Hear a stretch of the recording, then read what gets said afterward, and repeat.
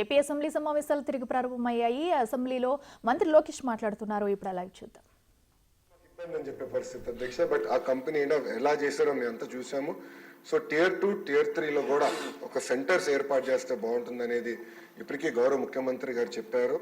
అదేంటంటే coworking space ప్రభుత్వం కొంత తయారు చేస్తుంది, అంటే PPP ద్వారా ప్రైవేట్ సంస్థలతో ఒప్పందం కుదుర్చుకుని తయారు చేస్తాం. దానికి ఒక సెపరేట్ ఇన్సెంటివ్ స్ట్రక్చర్ క్రియేట్ చేయాలని ముఖ్యమంత్రి గారు చెప్పారు. దానివల్ల కొంత IT పాలసీ కూడా వచ్చానికి డిలే అయింది. మేము కూడా అది నిన్న మీటింగ్ అందరూ డిస్కస్ చేసాం. త్వరలో ఆ పాలసీ కూడా మేము తీసుకొస్తాం అధ్యక్ష. దానివల్ల ఏంటంటే చాలా మంది వర్క్ ఫ్రమ్ హోమ్ లో ఉన్నారు. శ్రీకాకుళం పట్టణంలోనే చాలా మంది వర్క్ ఫ్రమ్ హోమ్ లో ఉన్నారు. వాళ్ళకి బేసిక్ ఇన్ఫ్రాస్ట్రక్చర్ ఇస్తే కొంచెం కల్చర్ ఉంటుంది అనేది ఒక ఆలోచన గౌరవ ముఖ్యమంత్రి గారు చెప్పారు.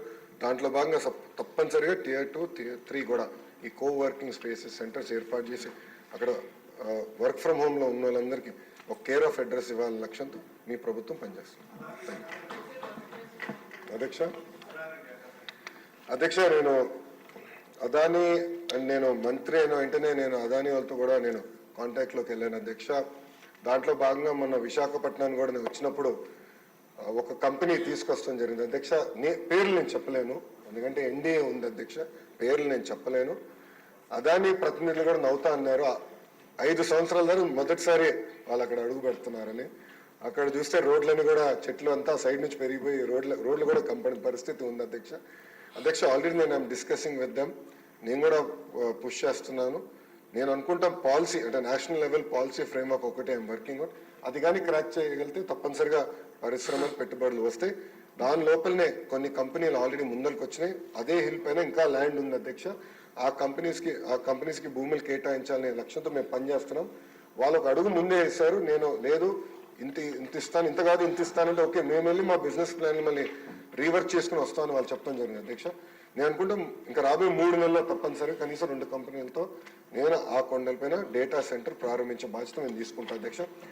నిక్సీ ఇస్ మై ప్రయారిటీ. ఎందుకంటే అక్కడ డేటా సెంటర్స్ రావాలంటే సీ ల్యాండింగ్ కేబుల్ ఉండాలి. సింగపూర్ నుంచి డైరెక్ట్గా సీ ల్యాండింగ్ కేబుల్ అక్కడ రావాలి. ఆ కేబుల్ వస్తేనే మనం డేటా సెంటర్స్ ఏర్పాటు చేయొచ్చు. I will immediately reach out to NIXI. And నిక్సీయే కాకుండా ఇతర సర్వీస్ ప్రొవైడర్స్తో ఆల్రెడీ మాట్లాడుతున్నా. ఆ సీ ల్యాండింగ్ కేబుల్ విశాఖపట్నానికి తీసుకొచ్చే బాధ్యత నేను వ్యక్తిగతంగా తీసుకుంటాను. థ్యాంక్ యూ అధ్యక్ష. లోకేష్ గారు వారి ఉన్నతమైన ఆశయంతో ఉత్తరాంధ్ర ప్రజల ఆకాంక్షలకు ఊపిరందించారు. ధన్యవాదాలు. ఇప్పుడు ప్రశ్నోత్తరాల సమయం ముగిసింది. 0 అవర్. బ్రేక్ ఏమీ లేదండి మినిస్టర్ గారు. 0 అవర్. ఈ 0 అవర్ స్టార్ట్ చేసే ముందే నేను చెప్పేది ఏంటంటే, నాకు సుమారు ఒక 40 మంది పేర్లు ఇచ్చారు. నాకు ఇచ్చిన సమయం అరగంట మాత్రమే. సో అంచేత మరి బెల్లు కొడితే చాలామంది బాధపడుతున్నారు. ఇది మా హక్కు అంటున్నారు.